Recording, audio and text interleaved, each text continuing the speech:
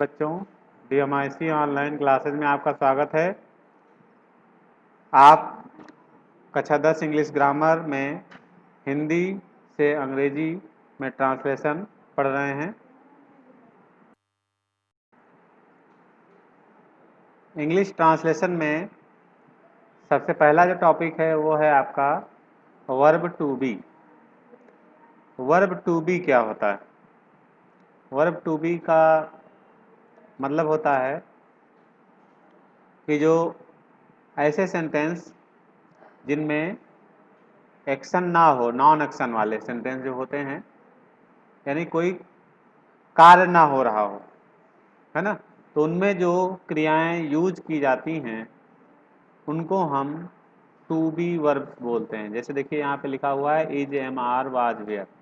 ये is am are was were जो verbs हैं इनको हम बोलते हैं टू बी। और ये जो है इनको प्राइमरी एक्सिलरी भी बोलते हैं। प्राइमरी एक्सिलरी भी इनको बोलते हैं। ठीक है, तो इसी के बारे में हम पढ़ेंगे, अध्ययन करेंगे कि कैसे इनका प्रयोग किया जाता है। तो इनका प्रयोग करने के लिए क्या करते हैं? सबसे पहले सब्जेक्ट होता है, उसके बाद फिर यही टू बी वर्ब होती है ना, और उसके बाद कॉम्प्लीमेंट या फिर ऑब्जेक्ट लिखा जाता है। तो आइए उदाहरण देखते हैं, उदाहरण के हिसाब से किस तरह से यूज करेंगे इसका हम उदाहरण की सहायता से देखते हैं। पहला जो उदाहरण है वो दिया है मैं रेखा का भाई हूं। मैं रेखा का भाई। देखिए इसमें मैं जो है ये सब्जेक्ट है, तो इसकी अंग्रेजी होती है आई। ठीक है, आई हमेशा कैपिटल में ही लिखी जाती है। मैं रेखा का भाई हूं। अब देखिए इसके बाद verb to be. To be का मतलब is am are was were में से, तो आई के साथ में एम लगता है तो एम लगाएंगे आई एम। उसके बाद रेखा का भाई, ये कॉम्प्लीमेंट हो गया, रेखा का भाई। तो रेखा का भाई रेखाज ब्रदर लिख सकते हो, या ब्रदर ऑफ रेखा ये लिख सकते हो, कुछ भी लिख सकते हो दोनों में से। तो क्या हो जाएगा? रेखा एपॉस्ट्रोफी एस, रेखाज ब्रदर, ये हो गया आई एम रेखाज ब्रदर, मैं रेखा का भाई हूं। अगला जो उदाहरण है वो है सुधीर मेरा मित्र है। सुधीर मेरा मित्र है। सुधीर मेरा मित्र है। देखिए इसको कैसे करेंगे? देखिए सुधीर इसमें सब्जेक्ट है, Sudhir SUDHIR, Sudhir double E भी लिख सकते हैं, सुधीर मेरा मित्र है। तो देखिए यहाँ पर टू बी वर्ब लगाएंगे, नाम के साथ में, नाम चूंकि एक वचन में होता है, और उसकी जो टू बी इज रहेगी। ठीक है, तो सुधीर इज, उसके बाद मेरा मित्र है, तो मेरा मित्र की माई फ्रेंड होती है, मेरा मित्र की माई फ्रेंड, तो my friend, Sudhir is my friend. ये सेंटेंस आपका हो गया। इसके बाद अगला सेंटेंस है तुम चतुर हो। तुम चतुर हो। देखिए तुम यहाँ पर जो है सब्जेक्ट है, यानी यू होता है तुम का अंग्रेजी, तुम की अंग्रेजी, और यू के साथ में जो टू बी वर्ब लगती है वो आर लगती है। यू के साथ में टू बी वर्ब आर लगती है, और इसके बाद चतुर की अंग्रेजी होती है clever, CLEVER, clever. Clever means चालाक, है ना, चतुर। तो तुम चतुर हो, यू आर क्लेवर, इस तरह से।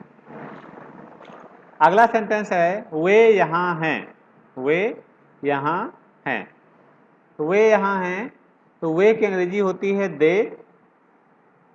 ठीक है, दे, और इसके बाद टू बी लगाएंगे। टू बी क्या लगाएंगे?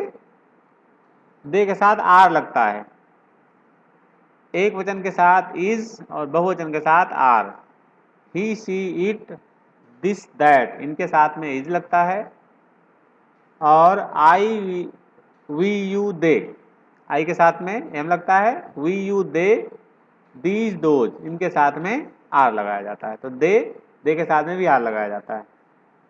ठीक है, तो दे आर हियर, यहाँ की हियर होती है, दे आर हियर, वे यहाँ हैं।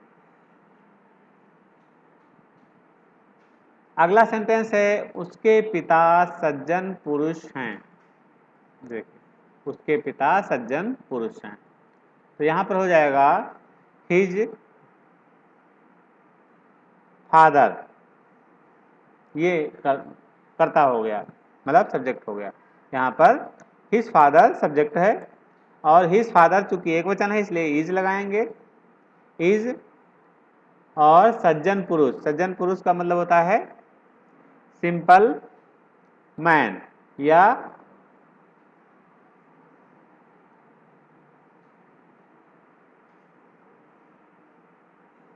जेंटल, जेंटल भी लिख सकते हो, जेंटिल मैन, ये हो गया सज्जन पुरुष की जेंटिल मैन। तो his father is gentleman, उसके पिता सज्जन पुरुष हैं। अगला उदाहरण है मैं बीमार था, है ना। तो मैं की अंग्रेजी जो है आई होती है, बीमार था, तो इसके साथ में वर्ब टू बी क्या लगाएंगे, वाज, था लगा हुआ है वाज लगाएंगे, आई के साथ में वाज लगता है, तो आई वाज। और बीमार की इल होती है, इल या सिक, तो लिखेंगे इल, आई वाज इल हो जाएगा। इसके बाद जो है मैं, वह वहां नहीं था, अगला है वह वहां नहीं था, तो वह की अंग्रेजी ही होती है,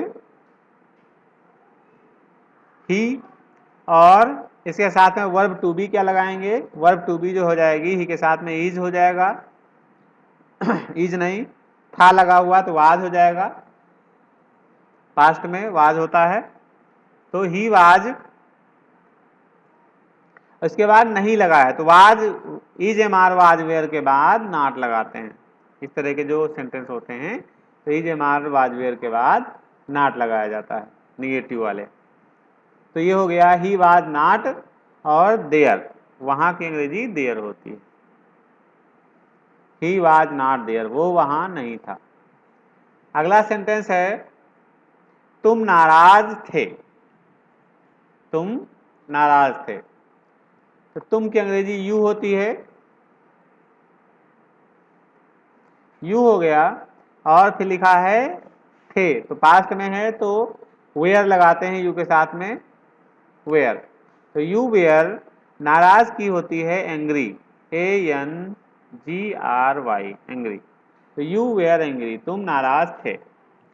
अगला सेंटेंस है वह धनी थे, वह नहीं वे धनी थे, यहाँ पे हो जाएगा वे धनी थे।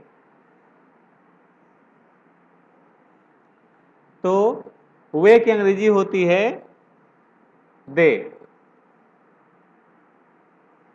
वे की अंग्रेजी होती है दे, और दे के साथ में जो वर्ब टू बी लगता है वो आर लगता है, आर, या फिर पास्ट में है तो वेयर, तो यहाँ पे पास्ट में है इसलिए वेयर, थे लगा हुआ है, पास्ट में है वेयर लगेगा, तो दे वेयर। उसके बाद धनी, धनी की जो है अंग्रेजी होती है रिच, रिच, RICH, रिच, तो दे वेयर रिच, वे धनी थे। अगला सेंटेंस है उदाहरण कि टैगोर भारत के सुप्रसिद्ध कवि हैं, है ना। टैगोर, तो टैगोर यहाँ पे सब्जेक्ट हो जाएगा, Tagore.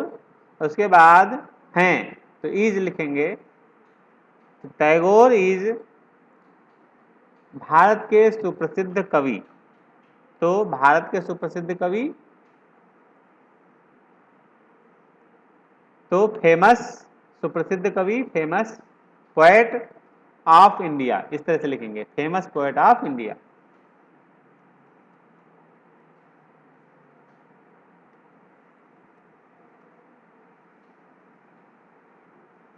Famous poet of India, Tagore is famous poet of India, a लगा दो तो ज्यादा बेटर होगा, a famous poet of India, है ना, ए लगाओ, दा भी लगा सकते हो। Tagore is a famous poet of India, ठीक है। इस तरह से आपने देखा कि वर्ब टू बी का प्रयोग कैसे किया जाता है। निगेटिव सेंटेंस है तो निगेटिव सेंटेंस के लिए नॉट को is am are was were के बाद लिखते हैं, ठीक है। और अगर इंट्रोगेटिव सेंटेंस है तो इंट्रोगेटिव सेंटेंस के लिए is am are was were यानी टू बी को हम सब्जेक्ट से भी पहले लिखते हैं। और यदि कोई क्वेश्चन वर्ड अगर दिया गया होता है वाक्य बीच में तो उसकी अंग्रेजी हम लिखते हैं। तो ये आपका कंप्लीट हो गया, ठीक है। और अब आपको एक्सरसाइज दी जा रही है, एक्सरसाइज 1, इसको आपको हल करना है और हल करके ग्रुप पर डालना है, ठीक है। तो ये एक्सरसाइज है अभी दी जा रही है। आज के लिए बस इतना ही, अगला नेक्स्ट डे। Thank you.